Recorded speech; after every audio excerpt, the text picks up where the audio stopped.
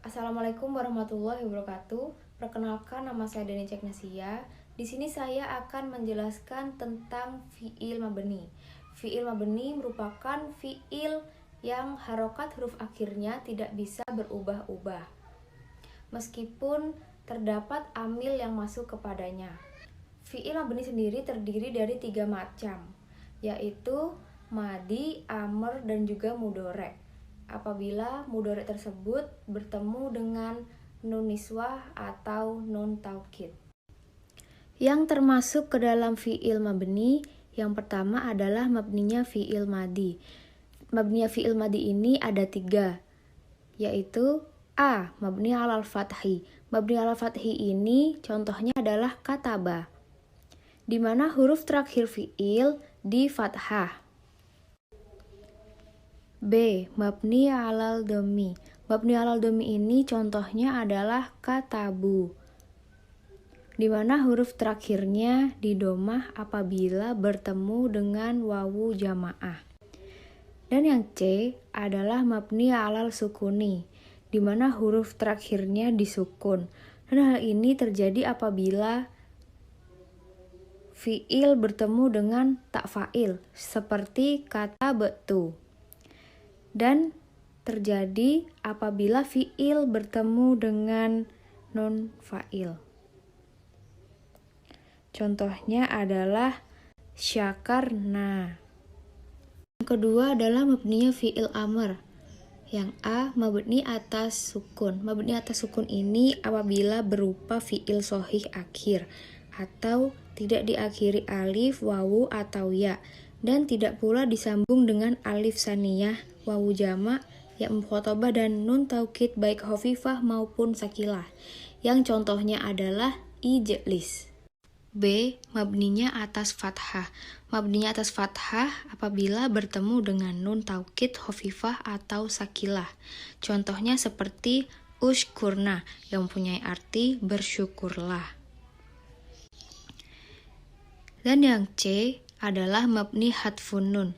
Mabni hadfun nun apabila bertemu dengan alif saniyah, wawu jamak, dan ya mu'annas mukhatabah. Maka ketika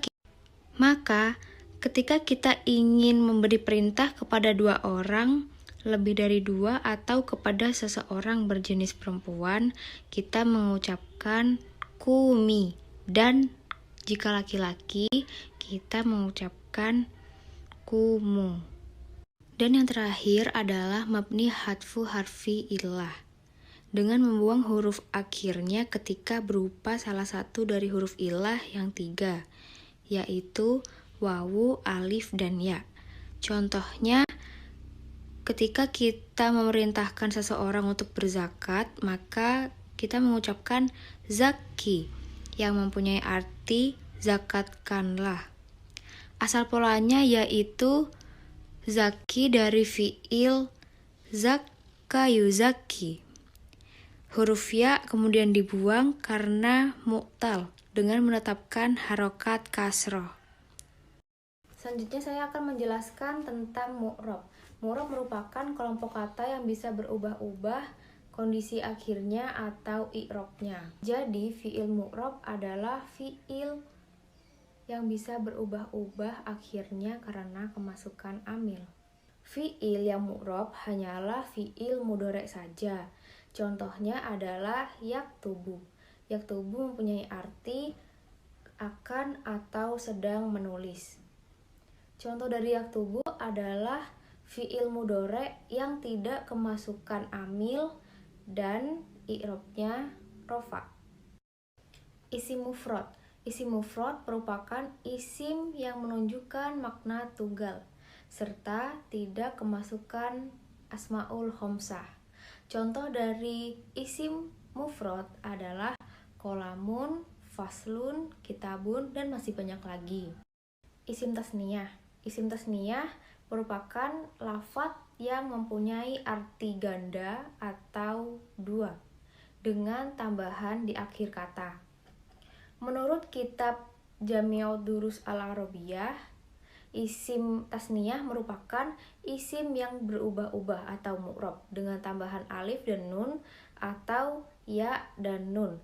Contoh dari isim tasniyah adalah kolamaini yang mempunyai arti 2 pulpen, kitabaini yang mempunyai arti 2 kitab, atau faslaini yang mempunyai arti 2 kelas. Yang terakhir adalah jamak. Jamak adalah isim yang menunjukkan arti banyak atau lebih dari 2. Jamak sendiri dibagi menjadi 3 bagian. Yang pertama, jamak mudzakkar salim. Yang kedua, jamak muannats salim. Dan yang ketiga, jamak taksir. Jamak mudzakkar salim. Jamak mudzakkar salim merupakan jamak yang menunjukkan arti laki-laki banyak serta beraturan. Maksud dari beraturan sendiri di sini bisa dipahami bahwa jamak mudzakkar salim memiliki ciri-ciri khusus yang dijadikan sebagai penanda bahwa suatu jamak itu adalah jamak mudzakkar salim. Ini adalah tanda jamak mudzakkar salim. Terdapat wawu dan nun pada keadaan rofa. Contohnya qad aflahal mu'minun. Terdapat ya dan nun pada keadaan nasab dan jar. Contoh jamak mudzakkar salim nasab yaitu innallaha la yuhibbul musrifin.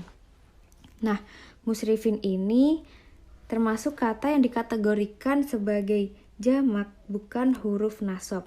Akan tetapi musrifin ini adalah nasab dikarenakan menjadi maf'ul. Kemudian contoh jamak mudzakkar salim jar yaitu hudal lil muttaqin. Hudal lil muttaqin ini dikatakan jamak mudzakkar salim jar karena kemasukan huruf jar berupa li. Selanjutnya adalah jamak muannats salim. Jamak muannats salim ini memiliki arti perempuan banyak serta beraturan. Jamak muannats salim ini memiliki ciri-ciri yang diakhiri dengan alif, ta, serta i'robnya, yaitu ciri jamak muannats salim, yaitu domah pada saat rofa. Contohnya ja'atil muslimati.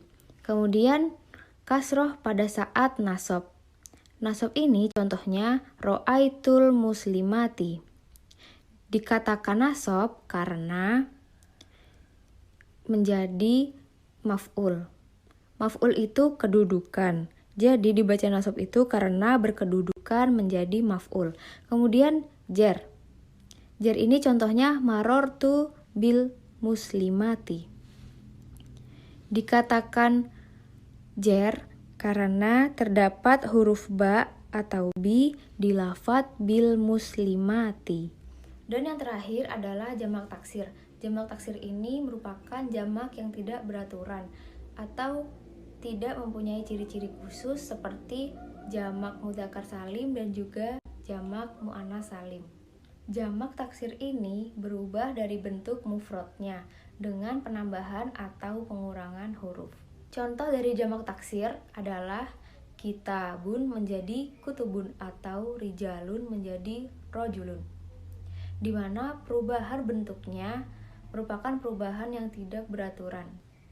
Sekian dari saya. Wassalamualaikum warahmatullahi wabarakatuh. Assalamualaikum warahmatullahi wabarakatuh.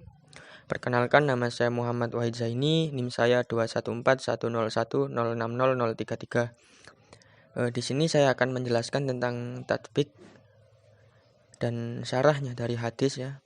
Di sini ada hadis ke-6.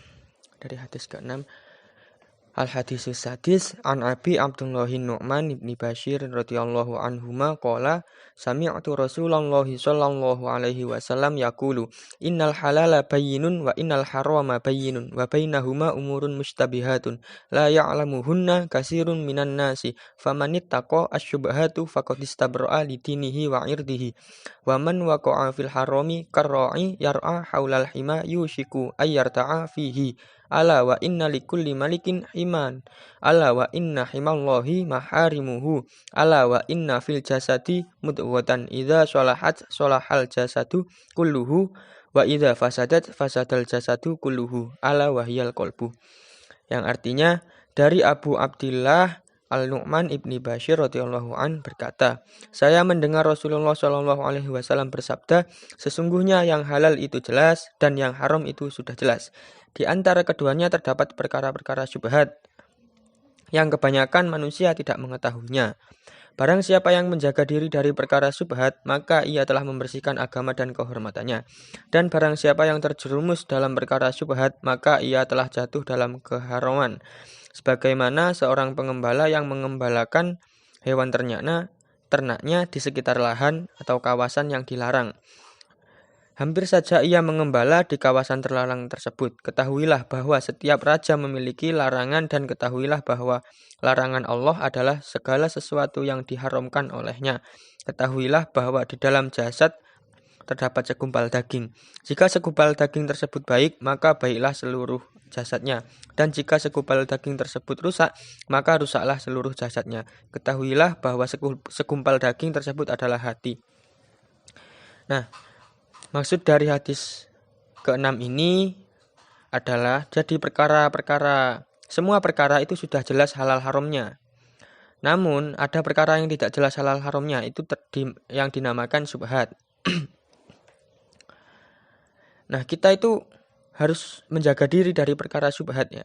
Contoh-contoh perkara syubhat seperti kalian, jika kalian menemukan barang di tengah jalan, nah itu termasuk perkara syubhat, itu belum jelas halal dan haramnya, seperti itu.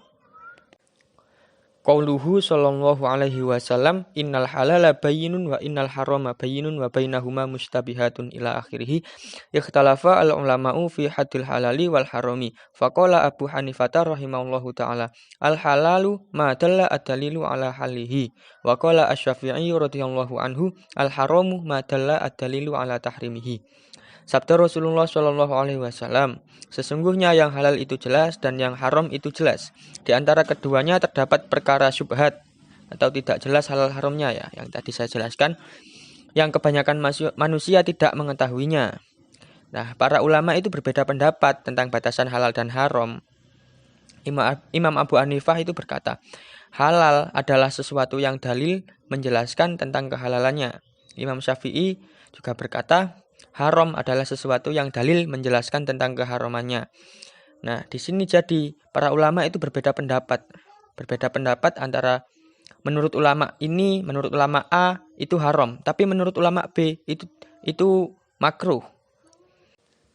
Qauluhu sallallahu alaihi wasallam, wa bainahuma umurun mustabihatun, ay bainal halali wal harami umurun mustabihatun bil halali wal harami, wa haitsu intafat al karahatu wa kana as-su'alu anhu bid'atun, wa dzalika idza qadima gharibun bimata'in yabi'uhu fala yajibu al bahsu an dzalika bal wala yustahabbu wa yukrahu anhu.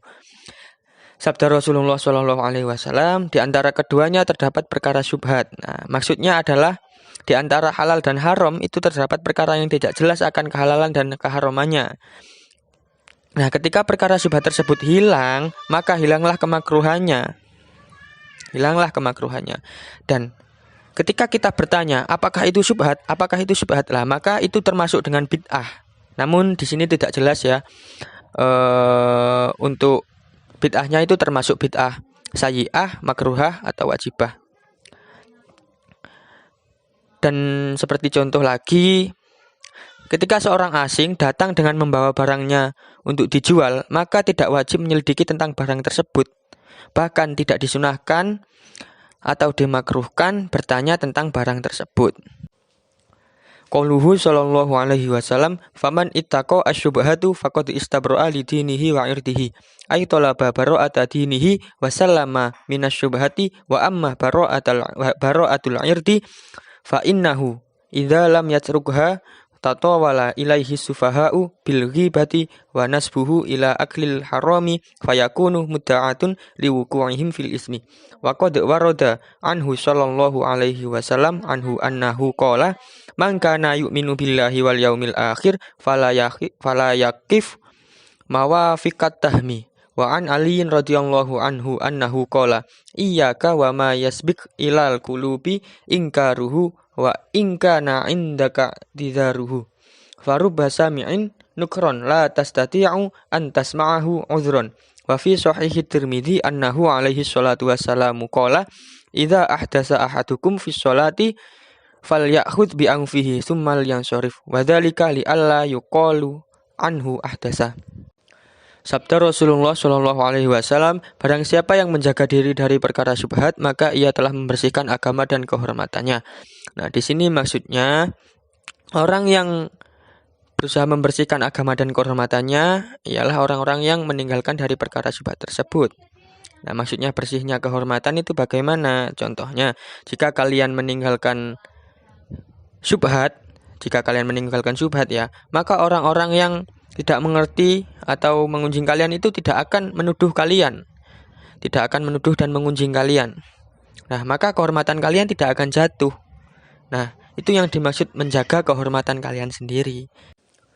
Qauluhu sallallahu alaihi wasallam, faman waqa'a fi syubhati waqa'a fil harami. Yahtamilu amrayni ahaduhuma ay yaqa'a fil harami wa huwa yadhunnu annahu laisa biharamin wa sani ay yakunal ma'na qad qaraba ay yaqa'a fil harami kama yuqalul ma'asi yaridul kufri li anna nafsa idza waqa'at fil mukhalafati tadarrajat min mafsadatin ila ukhra akbar minha. Qila wa ila dzalikal isyarati biqaulihi ta'ala wa yaqtulunal anbiya'a bighairi hatta dzalika bima asaw wa kanu ya'tadun. Yuridu annahum tadarraju bil ma'asi ila qatlil anbiya wa fil hadisi la'anallahu sariqu yasriqul baydata fatuqta'u yaduhu wa yusriqul habla wa tuqta'u yaduhu ay yatadarraju minal baydi wal hubli ila nisabis sariqati. Sabda Rasulullah Shallallahu Alaihi Wasallam, dan barang siapa yang telah terjerumus ke dalam perkara syubhat, maka ia telah terjatuh dalam keharaman. Hadis ini mengandung dua perkara. Nomor satu, ia telah terjatuh dalam keharaman, sedangkan ia menyangka bahwa hal tersebut tidak haram. Jadi ada seseorang yang sudah terjatuh dalam keharaman, namun dia tidak merasa bahwa apa yang dia lakukan itu tidak haram. Nomor dua, maknanya mendekati pada terjerumus pada keharaman, sebagaimana dikatakan bahwa kemaksiatan dapat mengantarkan kepada kekufuran. Karenanya sesungguhnya nafsu itu terjatuh dari sebuah pelanggaran, maka akan meningkat dari kerusakan satu kepada kerusakan lain yang lebih besar. Wal himama yahmihi al-ghairu minal hasyishi fil ardil mubahati faman ra'a haulal hima yaqrabu ay an taqa'a fihi masyatuhu fayar'a fi ma hamahu al-ghairu bi khilafi ma idza ra'a ibilahu ba'idan minal hima wa alam anna kulla muharramin lahu himay yuhidu bihi fal farju muharramun wa himahul fakhidani li annahuma ju'ilan hariman lil muharrami wa kadzalikal khalwatu al-ajnabiyatu himan lil muharrami fayajibu ala syakhsi ay yajtanibal harima wal muharrama fal muharramu haramun li ainihi wal harimu muharramun li annahu yatadarraju bihi ilal muharrami. Nah, maksud dari lahan atau kawasan terlarang tadi pada hadis ke-6 ini ya, adalah rumput yang dijaga oleh orang lain. Barang siapa yang mengembala di sekitar lahan terlarang, maka memungkinkan hewan ternaknya untuk masuk ke dalam kawasan terlarang. Nah, jadi kita itu tidak boleh ya mengembala di dekat lahan-lahan terlarang atau lahan-lahan milik orang lain yang rumputnya itu dibutuhkan juga oleh orang yang mempunyai lahan tersebut. Nah, berbeda dengan orang yang mengembala untanya yang letaknya jauh dari kawasan terlarang. Gitu. Qauluhu sallallahu alaihi wasallam ala wa inna fil jasadi mudghatan ay fil jasadi mudghatan idza khasha'at al jawarihu wa idza tamahat al jawarihu wa idza fasadat al jawarihu. Sabda Rasulullah sallallahu alaihi wasallam, ketahuilah bahwa di dalam jasad terdapat segumpal daging. Maksudnya, ketika segumpal daging itu tunduk, maka tunduklah seluruh anggota badan. Nah, ketika segumpal daging itu tidak tunduk, maka tidak tunduklah seluruh anggota badan. Dan ketika segumpal daging itu rusak, maka rusaklah seluruh anggota badan. Jadi segumpal daging dari awal kita diciptakan manusia, itu menentukan semua anggota badan kita. Begitu. Qala al-ulama'u al-badanu mamlakatun wan nafsu madinatuha wal qalbu wasatul mamlakati wal a'dha'u kal khuddami wal qawa al-batiniyatu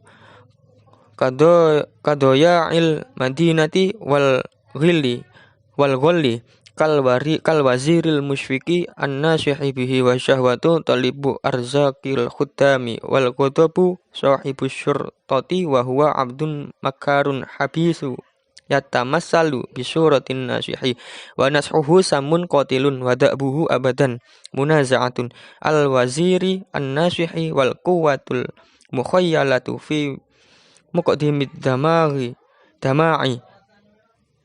kal khazini wal quwwatul mufakkiratu fi wasatid damaghi wal quwwatul hafidhatu fi akhirid damaghi wal lisanu kat turjumani wal hawasu khamsu jawasisu wa qad ukila kullu wahidin minhum bisoni'in minas sona'ati fawukilal ainu bi'alimil alwani wassam'u bi'alimil awsati wa kadzalika sa'iruha fa innaha ashabul akhbar. Nah, ulama berkata, badan itu bagaikan kerajaan, nafsu itu bagaikan kota, hati itu bagaikan pemerintah, dan anggota tubuh itu bagaikan pelayan. Dan kegersangan batin itu seperti menghilangkan kota. Akal selalu menuntut kepada para pelayan agar pelayan-pelayan tersebut melaksanakan apa yang ingin diperintahkan oleh akal tersebut. Nah, di sini juga dicontohkan sifat pemarah itu seperti sifatnya polisi, ya, bagaikan hamba yang penipu, yang jelek, yang menyerupai orang yang memberi nasihat. Nah, padahal nasihatnya adalah racun yang membunuh dan selalu menentang menteri yang memberikan nasihat. Summa qila hiyal kal hahabati tuwassilu ila nafsi ma tudrikuhu wa qila inna sam'a wal basara wasyamma kataqati tanzuru minhan nafsu fal qalbu huwal maliku fa idza salahar ra'a salahat ar-ra'iyatu wa inna ma yahsulu salahuhu bisalamatihi minal amradil batinati kal ghilli wal hiqdi wal hasadi wasyakhi wal bakhli wal kibri wasukhriyati war royai wa wasumati wal makri wal hirsi wat tama'i wa andamir ridho bil maqdurati wa amradul qalbi kasiratun tablughu nahul arba'ina afanallahu minha wa ja'alna mimman ya'tihi biqalbin salim. Amin.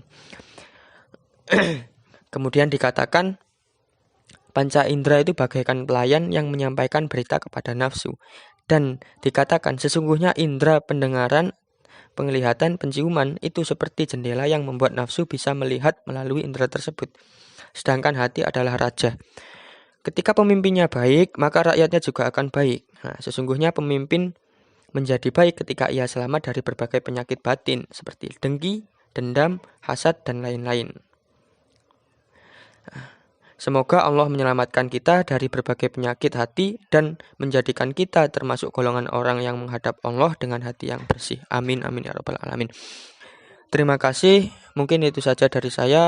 Assalamualaikum warahmatullahi wabarakatuh.